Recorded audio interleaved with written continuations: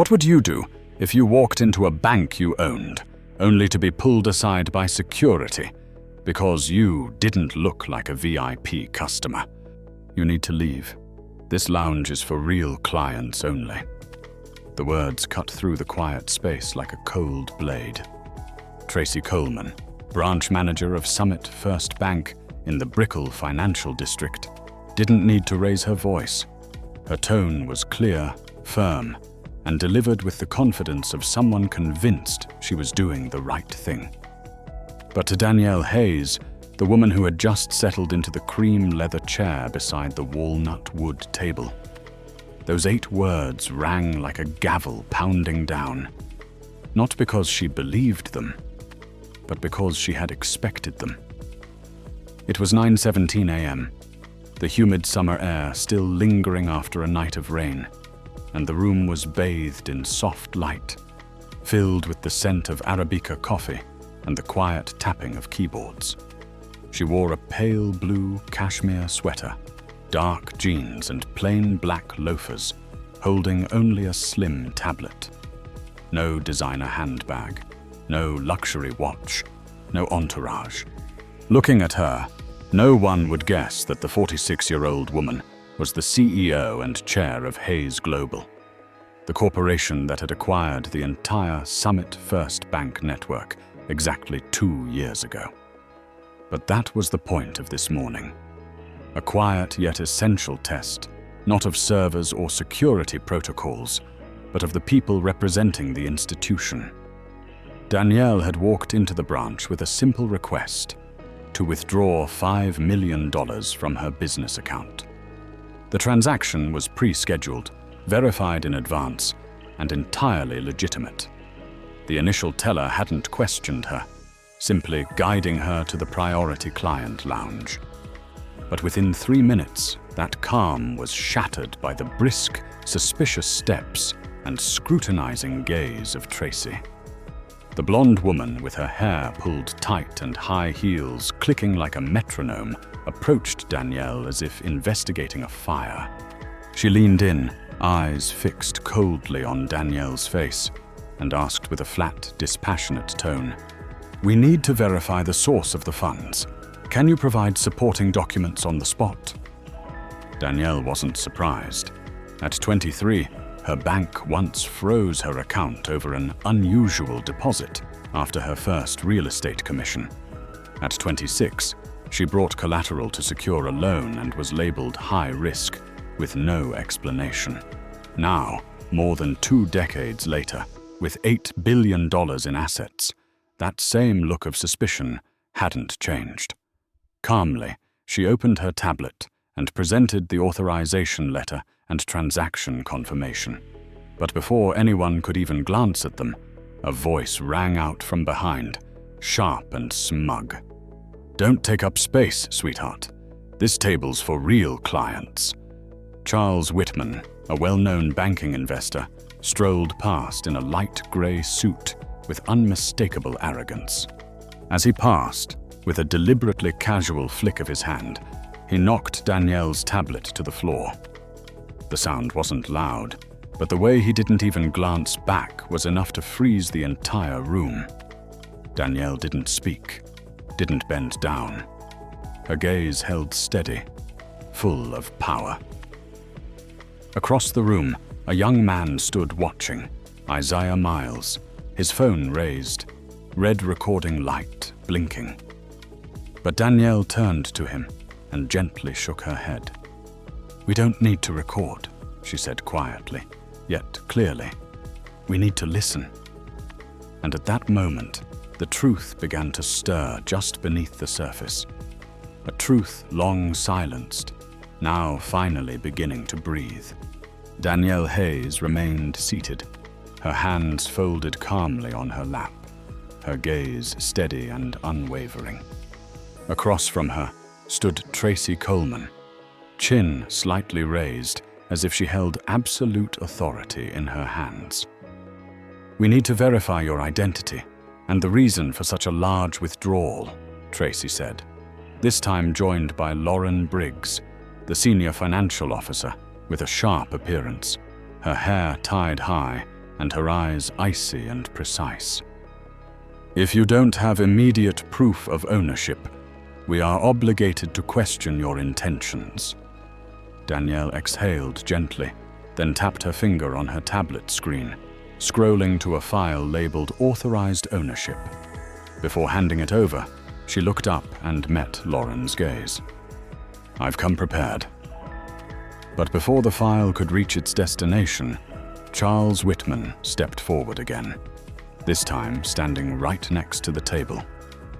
"Another impersonator, huh? Last month, some woman tried to pull $500,000 from an account, and we all know how that ended." He chuckled and tossed a small folded piece of paper onto the table. Tanya Ruiz, a young client seated nearby, frowned as the note slid to Danielle's feet. She picked it up, unfolded it, and read aloud, "Go withdraw your money at a pawn shop." The lounge froze for a moment. An older woman clutched her handbag tighter, while a boy sitting with his father looked up from his tablet, eyes wide with curiosity. Danielle's face remained concerned. "Ms. Coleman," she said, "I request that you run my name through the system. It will clarify everything." Tracy gave a slight shake of her head, part pity, part disdain. "No name found. This isn't a place for people passing through." In the corner of the room, Isaiah raised his phone again. The red light blinked on, but a hand landed gently on his shoulder. It was Calvin Monroe, a tall black man in a tailored gray suit and a long-time client of the bank. "No," he said, his voice deep and resolute. "We don't need exposure. We need conversation." Danielle nodded, her eyes meeting Isaiah's. "Use your words," she said. "Let this room hear." To her left, Tanya Ruiz, who had been silently observing, finally spoke up. "She's not the problem. The problem is how you treat people who don't look like your idea of a traditional client." Lauren gave a cold chuckle, arms crossed. "Security has already been called," she said softly, but loud enough for the whole room to hear. Charles leaned against a marble pillar, smirking. "You really think this woman has $5 million in her account here? She doesn't even have a decent watch. Probably borrowed someone's laptop to fake her way in." Then, with what he clearly thought was the final blow, he bent down and slid another piece of paper forward. This one showing an image of an old car, with scribbled words beneath. "Try the nearest used car lot." Danielle did not flinch. She didn't push back. She didn't retreat. Meanwhile, just beyond the lounge, people had begun to listen, and the trial by fire, one no one saw coming, was only just beginning.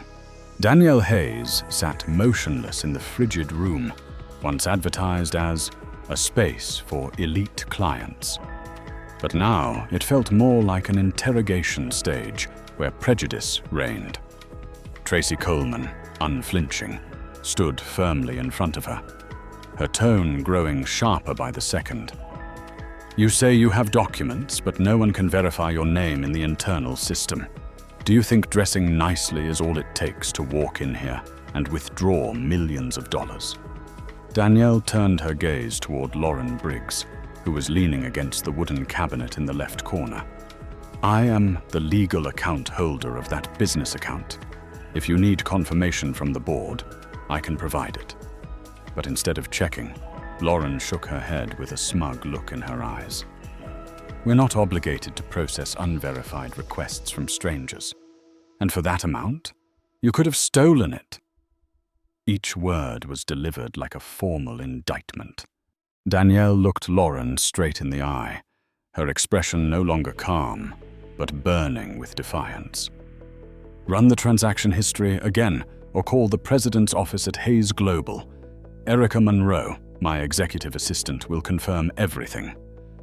Tracy scoffed. "Oh, bringing up fake names now? That's creative." Isaiah Miles, The young man nearby tightened his grip on his phone. He hadn't started recording yet, but his hands were visibly trembling. He looked at Danielle, his voice catching in his throat. "I should record this. They can't treat you like this." But Danielle raised her hand to stop him. "We don't need more videos. We need the truth, and we need it spoken right here." Calvin Monroe stepped beside Isaiah, placing a steady hand on his shoulder. "If you really want to make a difference, speak. Don't just film." The air grew thick, and everyone held their breath. At that moment, Tanya Ruiz slammed her hand on the table. "They denied me here too.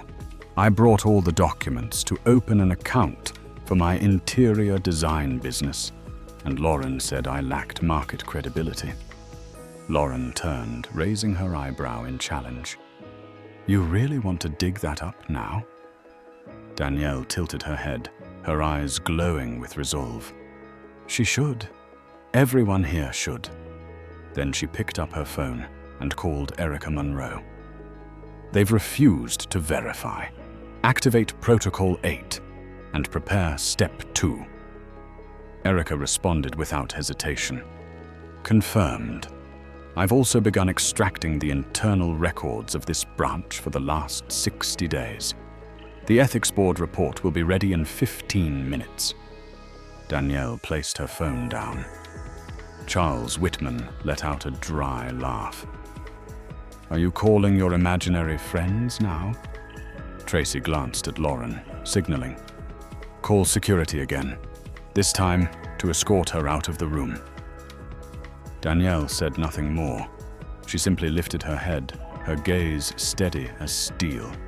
And in that precise moment, the frosted glass door behind her shifted slightly. A police officer stepped inside, but he was not the resolution. He was merely a witness to something beginning to crack open from within. Not a record, not a transaction, but the truth about those who had grown too comfortable wielding power behind polished glass and tailored suits. The silence in the VIP lounge was shattered by the sharp, deliberate sound of footsteps striking the marble floor. A uniformed officer entered, his eyes scanning the tense room in seconds. Tracy Coleman stepped forward quickly, her voice raised louder than usual, as if to assert authority. "We have an individual impersonating a client, attempting to withdraw a large sum from an account she does not own. Please assist in verification and immediate removal." Danielle Hayes remained seated, both hands resting calmly on her tablet, her gaze unwavering. "I will respond, but not yet." Before the officer could say a word, a female voice rang out from behind the frosted glass. "They're lying!" All heads turned. A young woman in a denim jacket with a slender face and soft curls stood up slowly. Her name was Kiara Nash, 24 years old, and she had been sitting quietly in the back corner the entire time. "2 weeks ago, I came here to open a business account for my photography studio. Lauren refused, even though I had every required document. She said freelancers don't qualify due to unstable financial history." Lauren spun around, her face flushing red. "I never said that." Kiara raised her phone. "I recorded it. I never posted it because I was scared. But not anymore." A wave of murmurs swept across the room like a tide crashing against stone. The officer turned to Lauren.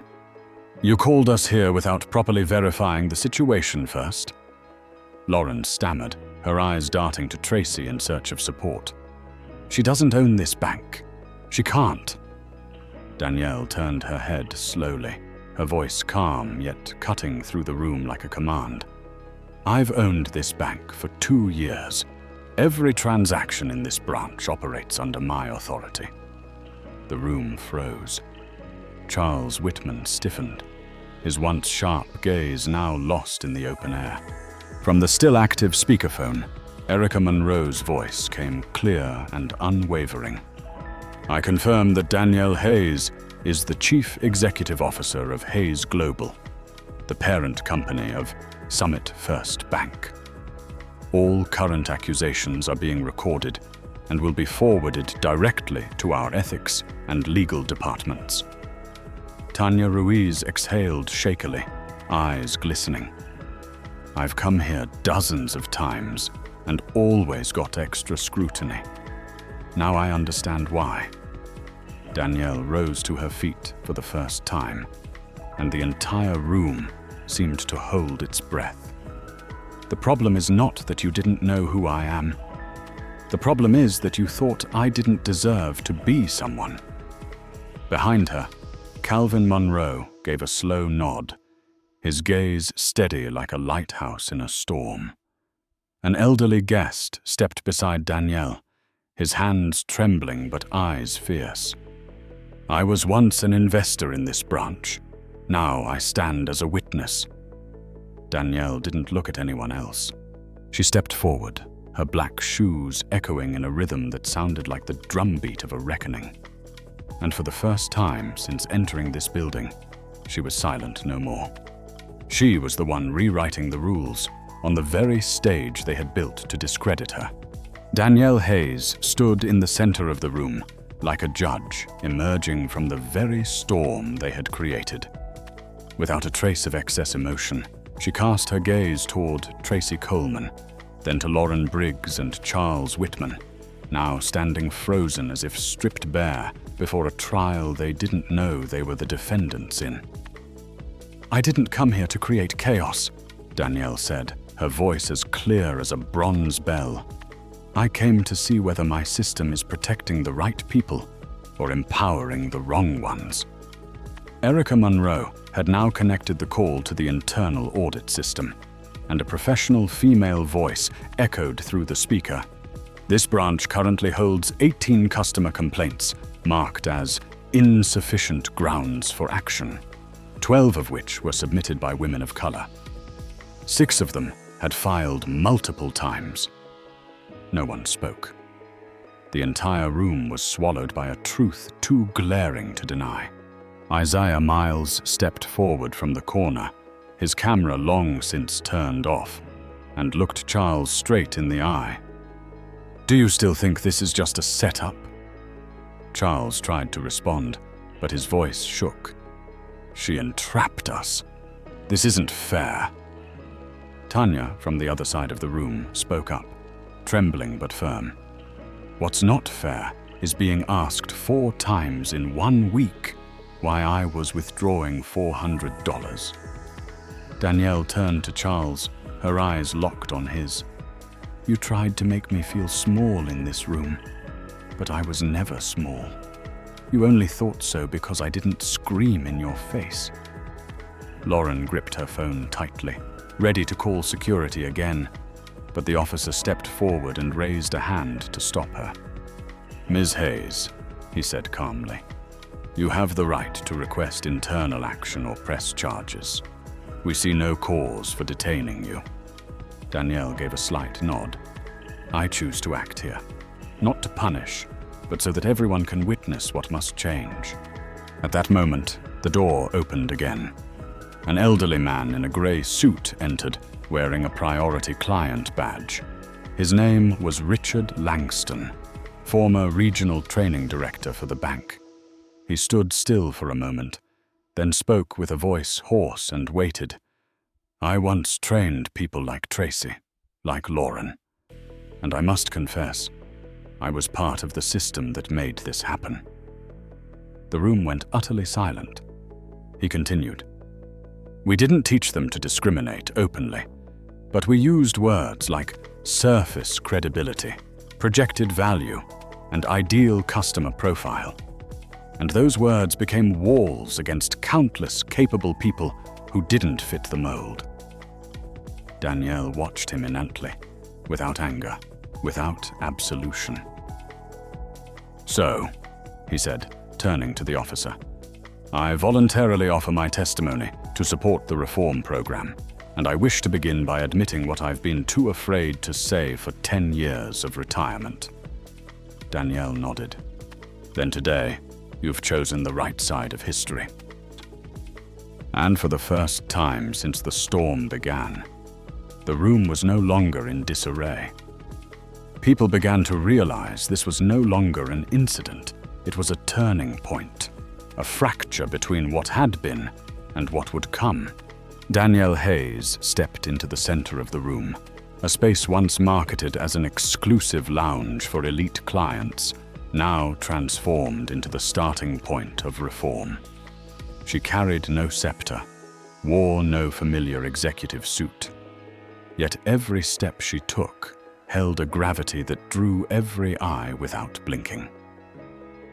"From this moment forward," she said, her voice steady and precise, like the ticking of a stopwatch, "all operations at this branch will be temporarily suspended.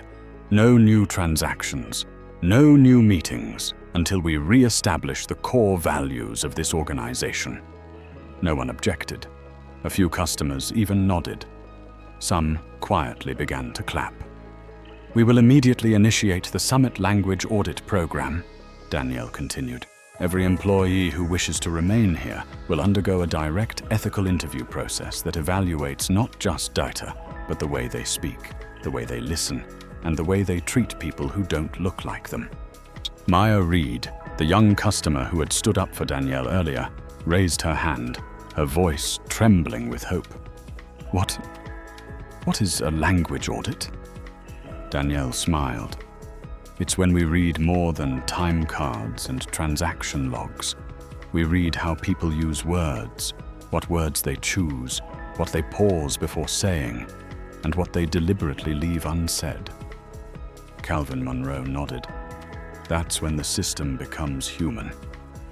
Keith Miles whispered, "That's when it begins to listen." In the midst of that silence, a man's voice rose from the back. It was Tyler Moss, the suspended head of security. Leaning against the wall like someone who had carried too much for too long. "I have something to say." Everyone turned. "I didn't just fail to stop this," he said, eyes lowered. "I helped them create the tagging system for customers. Natalie once told me, the less we see, the less we have to report. I followed orders. I flagged people as high risk just because of how they dressed or the questions they asked." Danielle looked at him, not with anger, but with an intensity that reached deep into conscience. "Did Robert know about this?" Tyler nodded slowly. He never asked questions, but he knew who to avoid. Erica Monroe's voice rang through the speaker. "We just found 3 reports edited after escalation. Tyler's name appears on all 3. Tyler didn't deny it. "I'm not saying this to be forgiven. I just want you to know. This is the first time I've ever seen someone silence an entire system without having to raise their voice." Danielle did not soften. "You nearly had me arrested because of silence." Tyler nodded. "I know, and I accept whatever comes." Kiara Nash, the young woman once denied a business account, stepped up beside Danielle. "You didn't just stop one mistake. You shut down a whole pattern." Danielle placed a hand on her shoulder, light yet firm. "And you will be the first to be supported in starting again. Your business account will be opened by the executive board itself. No fees, no barriers." Maya whispered to Keith, "She's not just firing the bad ones. She's rewriting the rules." At that moment, Erica announced through the speaker, "The list of clients flagged as potential risk has been reviewed. Of 17 people with no history of violations, 15 were either Black or Latino." Danielle closed her eyes, holding a deep breath. "Then it's official. This was not an incident. This was a broken culture." And as her gaze swept across the room, people who had once been silent, once afraid, once disregarded, it was they who now stood the tallest. From today forward, Summit is no longer a place that hides bias behind policy. It is a place where truth is spoken without a microphone, and justice begins with the smallest words. There were no drums, no horns, only the sound of light but firm applause, like the heartbeat of revival. And for the first time, no one had to film. No one had to shout. Because today, justice had found its own voice. In a world where business cards and appearances are often used to measure worth, the story of Danielle Hayes reminds us that true power does not lie in grand displays, but in how we respond when we are misjudged. Systemic change does not begin with memos, but with one person who dares to stand up, speak out, and act even when no one stands with them. If you believe that justice does not have to be loud, only clear and courageous, then like this video, subscribe to the channel so you don't miss more awakening stories like this, and leave a comment with the phrase, "Face the truth," to help spread the power of what is right.